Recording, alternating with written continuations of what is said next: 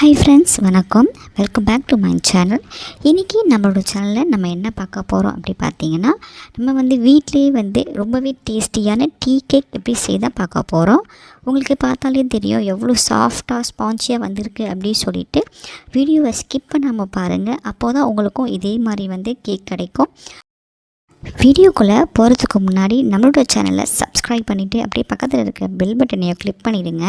வாங்க இப்போ நம்ம வீடியோக்குள்ளே போயிடலாம். இப்போ ப்ளெயின் கேக் பண்ணுறதுக்காக தேவையான பொருள்லாம் பார்த்துடலாம். முட்டை, எண்ணெய், மைதா மாவு, சர்க்கரை, milk powder, baking powder, vanilla essence, அப்புறம் பைனாப்பிள் எசன்ஸ். இப்போ நான் கொடுத்துருக்குற அளவுலாம் ஒரு 1/2 kgக்கான அளவு. நம்ம ஃபஸ்ட்டு பேக் பண்ணுறதுக்கு முன்னாடி நம்ம எந்த டின்னில் கேக்கை பேக் பண்ண போகிறோமோ அந்த டின்னை ஃபுல்லாக எண்ணெய் தடவிட்டு டின் சைஸுக்கு பட்டர் பேப்பரோ இல்லை A4 ஷீட்டோ கட் பண்ணி நம்ம சேர்த்துக்கலாம். நெக்ஸ்ட்டு பார்த்திங்கன்னா ஒரு க்ளீன் பவுலை எடுத்துகிட்டு அதை தண்ணிலாம் இருக்கக்கூடாது. அதில் நான் மைதா மாவு 150 கிராம் சேர்த்துக்கிறேன். அப்புறம் baking powder 1 teaspoon, salt 2 pinch, milk powder 15 gram நான் சேர்த்துட்டு நல்லா எல்லாமே சலிச்சு நான் எடுத்துக்கிறேன். நம்ம இந்த மாதிரி சலித்து சேர்க்கும் போது மைதா மாவும் பேக்கிங் பவுடரும் நல்லா மிஸ் ஆகிட்டு வரும். நம்ம அப்படி சலிக்காமல் சேர்த்தோம் அப்படின்னா பேக்கிங் பவுடர் அங்கங்கே திட்டு அப்படியே இருக்கும். நமக்கு சாப்பிடும் போது அங்கங்கே புளிப்பாக இருக்கிற மாதிரி இருக்கும். இப்போ இதே மாதிரி நம்ம 2-3 வாட்டி நம்ம சலித்து எடுத்துக்கலாம். நெக்ஸ்ட்டு பார்த்திங்கன்னா ஒரு க்ளீன் பவுலை எடுத்துகிட்டு அதில் ஒரு தண்ணிலாம் எதுவுமே இருக்கக்கூடாது, நல்லா ட்ரையாக இருக்கணும். அந்த பவுலில் ஒரு 4 முட்டையை முட்டையோட வெள்ளைக்கரு தனியாக மஞ்சக்கரு தனியாக பிரித்து வச்சுருக்கேன். இந்த மாதிரி எக் ஒயிட் தனியாக எக் யோக் தனியாக பிரித்து பண்ணும்போது கேக் நல்லாவே சாஃப்டாக வரும். அதுக்கு தான் இந்த மாதிரி பிரித்து பண்ணுறேன். பார்த்திங்கன்னா எக் ஒயிட்டும் சுகரும் நான் பீட் பண்ண போகிறேன். சுகர் 170 கிராம் எடுத்திருக்கேன். சுகரை ஒரே டைமில் சேர்க்காம கொஞ்சம் கொஞ்சமாக நம்ம பிரித்து சேர்த்துக்கணும். இப்போ நம்ம பீட் பண்ணும் போது பீட்டரை ஸ்பீட் 1ல் வச்சு தான் நம்ம ஸ்டார்ட் பண்ணி பீட் பண்ணணும். அப்புறமா கொஞ்சம் கொஞ்சமாக நம்ம ஸ்பீடை ஏற்றிக்கணும். சுகர் நல்லா கரையிற வரைக்கும் நம்ம பீட் பண்ணணும். நம்ம பீக் பண்ணுறதுக்கு முன்னாடியே ஓடிஜியை 180 டிகிரிக்கு 10 நிமிஷம் ப்ரீஹீட்டில் போட்டுடணும்.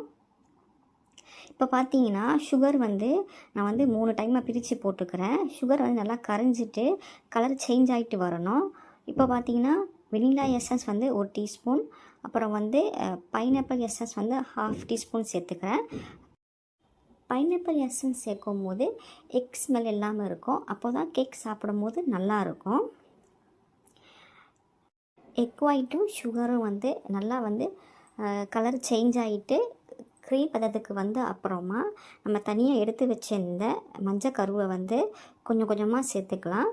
இதுக்கப்புறமா நம்ம பீட்டரை ஸ்பீட் 1ல் வச்சு மட்டும்தான் நம்ம பீட் பண்ணணும். ஓவர் பீட் பண்ணக்கூடாது.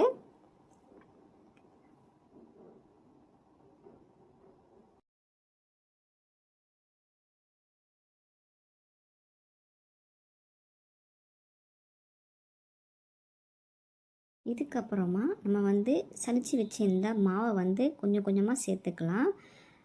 நம்ம மாவை ஒரே டைமில் சேர்க்கக்கூடாது. இதே மாதிரி தான் 2-3 வாட்டி பிரித்து சேர்க்கணும் மாவை. இப்போ நம்ம பீட்டரை ஸ்பீட் 1ல் வச்சு மட்டும்தான் நம்ம பீட் பண்ணணும். ஓவர் பீட் பண்ணக்கூடாது. மாவு நல்லா கட்டி இல்லாமல் கரைஞ்சி வந்தால் போதும். அந்த வரைக்கும் நம்ம பீட் பண்ணால் போதும். அப்பப்போ நம்ம சைடில் அந்த மாதிரி எடுத்து விட்டுக்கணும்.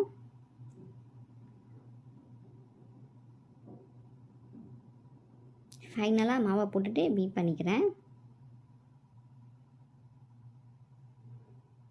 நெக்ஸ்ட்டு பார்த்தீங்கன்னா ஃப்ளேவர் இல்லாத எண்ணெய் சேர்த்துக்கிறேன். அதாவது எந்த ஒரு வாசமும் இல்லாத சமைக்கிற எண்ணெய் சேர்த்துக்கணும். நான் ஒரு 50 கிராம் சேர்த்துக்கிறேன். எண்ணெய்க்கு பதிலாக நம்ம பட்டரும் சேர்த்துக்கலாம். பட்டர் நல்லா உருக்கி ஆற வச்சப்பறம் தான் நம்ம சேர்த்துக்கணும்.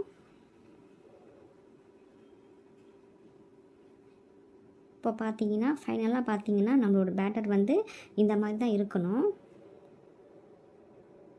இல்லை உங்களுக்கு பேட்டர் ரொம்ப திக்காக இருக்குது அப்படின்னா நீங்கள் காய்ச்சி ஆற வச்ச பாலை கொஞ்சமாக நீங்கள் சேர்த்துக்கலாம்.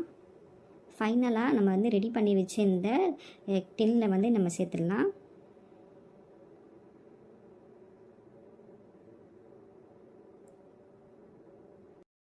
இந்த மாதிரி வந்து டேக் பண்ணிக்கோங்க. உள்ளே இருக்கிற ஏர்லாம் எடுக்கிறதுக்காக இந்த மாதிரி ஒரு ஸ்டிக் எடுத்துகிட்டு நல்லா சிக்ஸாக்காக போட்டு எடுத்துக்கோங்க.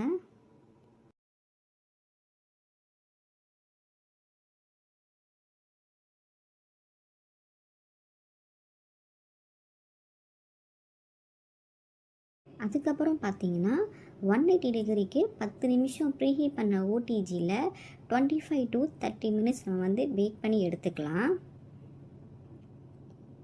இப்போ வந்து பேக் பண்ணியாச்சு. கேக் வந்து வெந்துருச்சா இல்லையா அப்படின்னு சொல்லிட்டு ஒரு ஸ்டிக்கை எடுத்துகிட்டு கேக்கோட நடுவில் இந்த மாதிரி குத்தி பார்க்கணும்.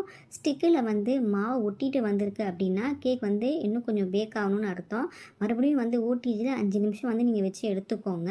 இப்போ நீங்கள் பார்த்தீங்கன்னா தெரியும் ஸ்டிக்கில் வந்து மாவு எதுவுமே ஒட்டாமல் வந்திருக்கு, அப்போனா நல்லா பேக் ஆயிடுச்சுன்னு அர்த்தம்.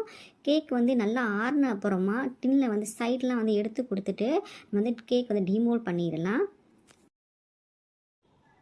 அடியில் இருக்கிற பட்டர் பேப்பரை பொறுமையாக நம்ம வந்து ரிமூவ் பண்ணிடலாம்.